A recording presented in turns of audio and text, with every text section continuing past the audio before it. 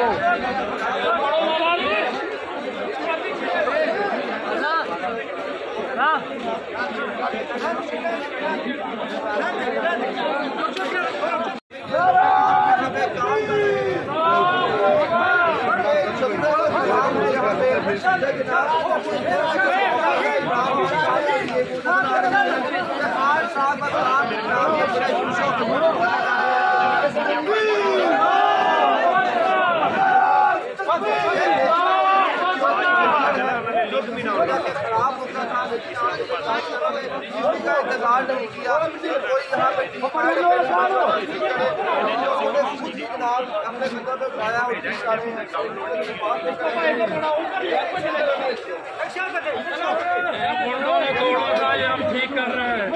ये राना से नौला के गुंडे, ये मोहसिन नकवी के गुंडे, इन्होंने तोड़ा तो हमने ठीक कर दिया।